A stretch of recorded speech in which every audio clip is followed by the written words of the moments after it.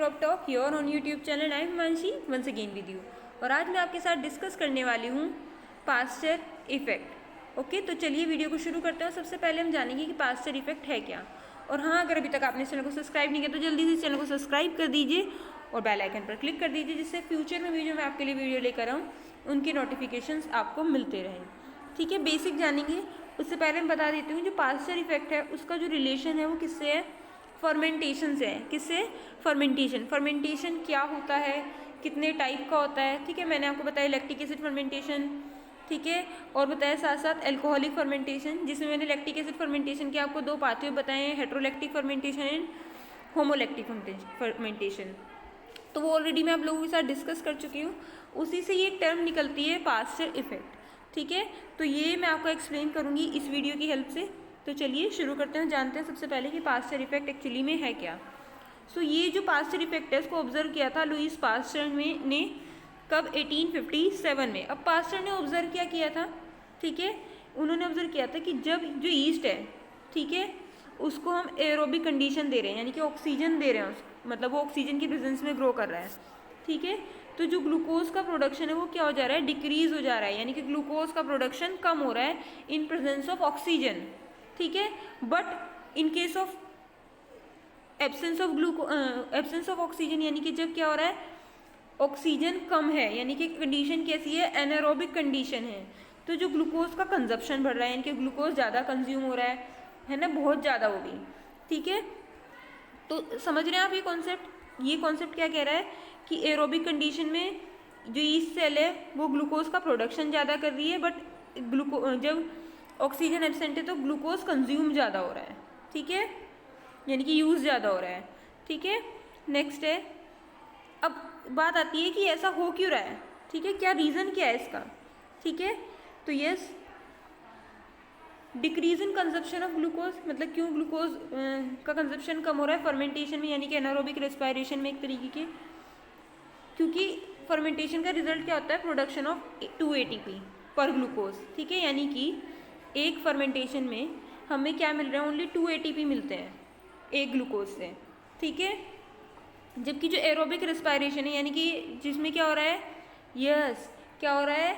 Oxygen का use हो रहा है, उसमें क्या हो रहा है? अप टू हमें 32 ATP पर ग्लूकोज जनरेट हो जाते हैं। क्यों? क्योंकि हमारा ग्लाइकोलाइसिस पूरा चलता है। देन उसके बाद क्या होता है? डीकार्बोक्सिलेशन प्रोसेस होता है ना। देन हमारा क्या होता है? क्रेब साइकिल चलता है। देन हमारा क्या होता है? इलेक्ट्रॉन ट्रांसपोर्ट चेन चलती है। देन ATP पंप क्या करता है? ATP प्रोड्यूस करता है, जो नेचुरली फॉस्फोराइलेशन से हो रहा है वो तो हो ही रहा है, बट ATP पंप में भी क्या होता है? जो जो हमारे NADP के मॉलिक्यूल हैं, NADH के मॉलिक्यूल हैं, साथ साथ जो FADH2 के मॉलिक्यूल हैं, उनसे भी हमें क्या मिलता है? ATP के मॉलिक्यूल मिल जाते हैं। तो इसलिए जो हमारा एरोबिक रेस्पिरेशन है उसमें जो ATP का प्रोडक्शन है वो क्या हो जा रहा है? बढ़ जा रहा है।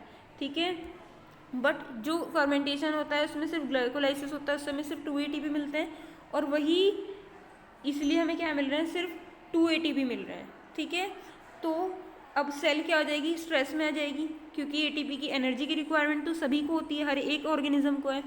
तो इसीलिए उसको क्या करना पड़ेगा? बार बार बार बार बार बार मैनी टाइम्स, सेवरल टाइम्स उसको ग्लाइकोलाइसिस करना पड़ेगा, जिससे क्या है? उसका कहीं ना कहीं क्या ATP का जो नीड है वो पूरी हो सके।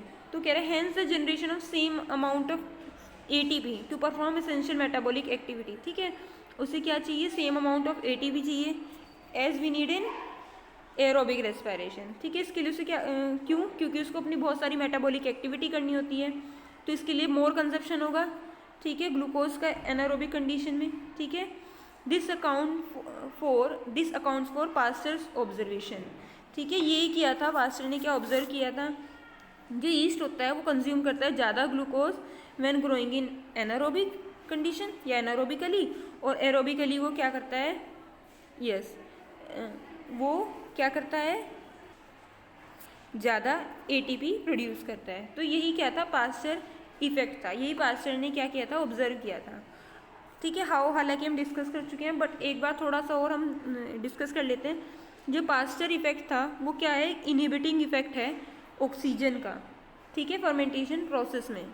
ठीक ठीक है, कि ऑक्सीजन क्या कर रही है, बेसिकली इनहिबिट कर रही है कहीं ना कहीं किसको, हमारे एटीपी को, ठीक है, फर्मेंटेशन प्रोसेस में। तो ये क्या है, ऑक्सीजन का एक इनहिबिटिंग इफेक्ट है, ठीक है।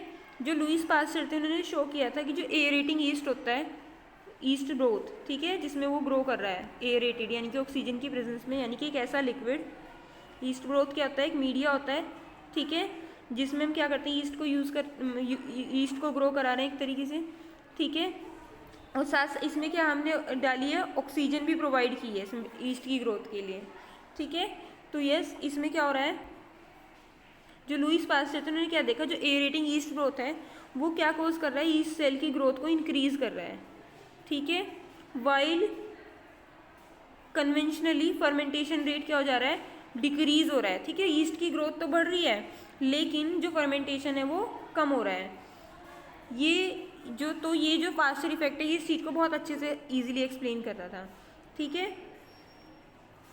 As the yeast being facultative anaerobe, ठीक है, हमें पता है जो ईस्ट कैसा होता है, फैकल्टेटिव एनारोब है। फैकल्टेटिव एनारोब क्या होता है, वो ऑर्गेनिज्म जो क्या करते हैं, ऑक्सीजन की प्रेजेंस में भी एंड एब्सेंस में भी ग्रो कर सकते हैं, वो क्या होंगे, फैकल्टेटिव, ठीक है।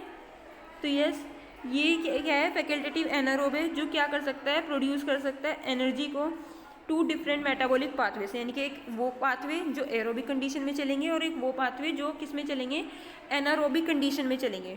तो यस, जो ईस्ट सेल है वो क्या करेगी, या तो वो एरोबिक पाथवे में जाएगी, ठीक है, या फिर जब ऑक्सीजन की एब्सेंस होगी तो एनारोबिक पाथवे में जाएगी, ठीक है। तो यस, यानी कि एनारोबिक में ऑक्सीजन की एब्सेंस और एरोबिक में ऑक्सीजन की प्रेजेंस। एरोबिक पाथवे हो रहा है तो मैंने बताया ये आपको कैसे होगा, इसमें सबसे पहले ग्लाइकोलाइसिस होगा, ग्लाइकोलाइसिस से या फिर और भी मेटाबॉलिक प्रोसेस के थ्रू हमें क्रेब्स साइकिल में एंट्री कर सकता है पायरुवेट, देन ये इलेक्ट्रॉन ट्रांसपोर्ट चेन में जाएगा, इलेक्ट्रॉन ट्रांसपोर्ट चेन से एटीपी पंप में, और हमें एटीपी बहुत सारे मिल जाएंगे, बट एनारोबिक प्रोसेस में सिर्फ 2 एटीपी मिलेंगे, जैसा कि अभी हमने ऑलरेडी डिस्कस किया ही है, ठीक है। वो कह रहा है जब ऑक्सीजन कॉन्सेंट्रेशन होती है वो काफ़ी लो होती है, ठीक है, the product of glycolysis pyruvate में इज टर्न्ड इनटू एथेनॉल, ठीक है, वो किस में कन्वर्ट हो जाता है, फर्मेंटेशन वाले प्रोसेस में डायरेक्टली किस में कन्वर्ट हो जाता है, एथेनॉल में और कार्बन डाइऑक्साइड में, ठीक है, किस में, एथेनॉल प्लस कार्बन डाइऑक्साइड में कन्वर्ट हो जाता है। और जो एनर्जी प्रोड्यूस हो रही है वो क्या होगी, काफ़ी लो होगी, हमने देखा ये 2 ATP हमें ओनली यहाँ पर मिलते हैं, ठीक है। सो जो पायरुवेट है, ठीक है, if the oxygen concentration is grows, ठीक है, यानी कि ऑक्सीजन की कॉन्सेंट्रेशन बढ़ेगी तो pyruvate is converted to acetyl CoA, वो एसिटाइल कोए में बदल जाएगा, ठीक है, एंड देन वो सिट्रिक एसिड साइकिल यानी कि क्रेब्स साइकिल करेगा, जिसकी वजह से क्या होगी, इफिशिएंसी जो होगी मॉलिक्यूल्स के एटीपी की वो 30 से लेकर 32 तक हो जाएगी पर मॉलिक्यूल ऑफ ग्लूकोज, ठीक है। तो यही क्या है, पास्चर इफेक्ट। सो ये था आज का हमारा छोटा सा वीडियो। आई होप आपको पसंद आया। अगर वीडियो आपको पसंद आया तो वीडियो को लाइक करें, चैनल को सब्सक्राइब नहीं किया तो चैनल को सब्सक्राइब करें, और मुझे नीचे कमेंट सेक्शन में बताएं कि वीडियो आपको कैसा लगा। आज के लिए इतना ही, मिलते हैं नेक्स्ट वीडियो में। Thanks for watching.